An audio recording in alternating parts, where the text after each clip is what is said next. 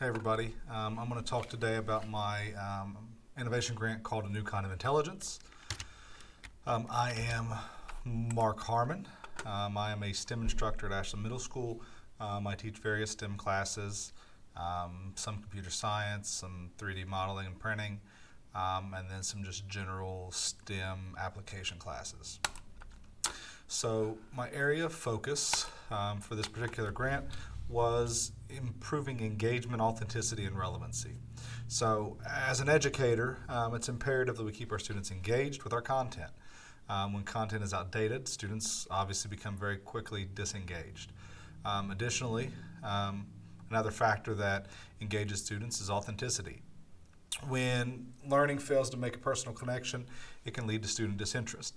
And then finally, relevancy in the field of STEM. Content is constantly changing. Technology that was cutting edge one year can be outdated the next. So similar theme there, once it is irrelevant, then student interest wanes.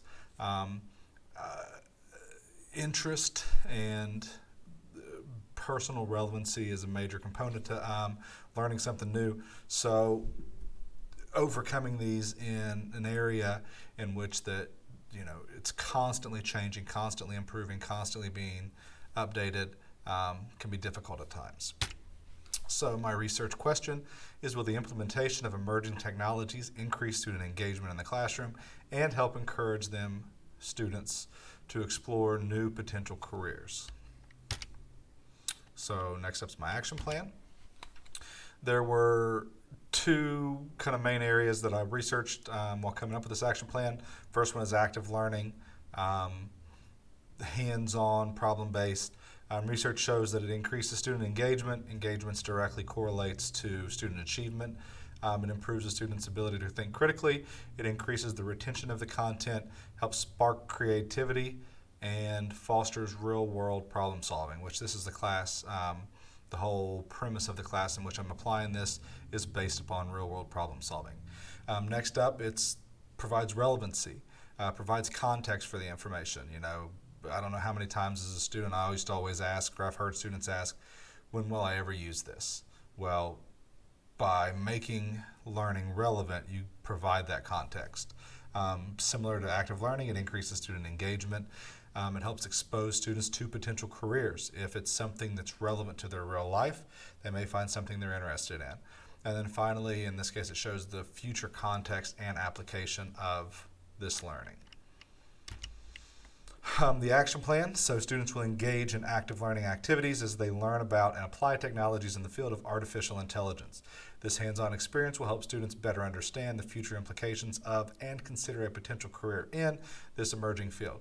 So last year, and I'll mention it more here in a few minutes, we kind of started dipping our toes into the waters, so to speak, with artificial intelligence. And this year, that was more on like a conceptual level. So this year I want to provide that active learning, that hands-on, because it is really an interesting field and it's a quickly emerging field. I forget the exact statistic, but a significant percentage of careers will involve some kind of interaction with computers in the not so distant future. So by giving it this hands-on aspect of it, I really hope to increase their engagement and help them consider this field as a potential career in the future. So resources, Google has really two kits. They have a Google Voice Kit and a Google Vision Kit. The Voice Kit allows students to use machine learning to create artificial intelligence solution based on auditory inputs. And then similarly, the Vision AI Kit allows students to create solutions that function based on visual inputs. So you have both sides of that there. And my thought is that we kind of learn about these different things and then students can choose which of them would be more applicable to their chosen area of focus. Additionally, I've got a couple Mark robots. These kits are based on AI autonomous vehicles. The students design the roadway and you help the car learn to autonomously navigate that path. And then finally batteries so that they can be powered when they're away from the kit. And I got rechargeable, not recyclable, rechargeable batteries so that way they can be used over and over again and help increase the long-term sustainability of the project. To evaluate the project, my desired outcomes, the students will display increased levels of engagement with the classroom content. Like I said, last year we did a little bit with artificial intelligence, and students thought it was interesting, but they weren't really as engaged as they should have been, and that's on me. I didn't make it as relevant as it could have been. So this year we're trying to rectify that. Students will demonstrate an in-depth understanding of content through the visual creation of virtual learning experiences. And then finally, students will demonstrate an increased understanding of key content principles. So just what I said there, that they're going to create and demonstrate their learning. Before we get rolling on this one, I'm going to give a pre-implementation survey to kind of see what their general understanding is. Also to determine any kind of potential interest in the field of AI as a career. And then through direct observations, I'm going to compare student interest levels this year to those of last year to see if there were increased levels of engagement. Obviously the student work samples, the artifacts to which they create to demonstrate their learning will be a direct reflection of the overall success or failure of the project as well.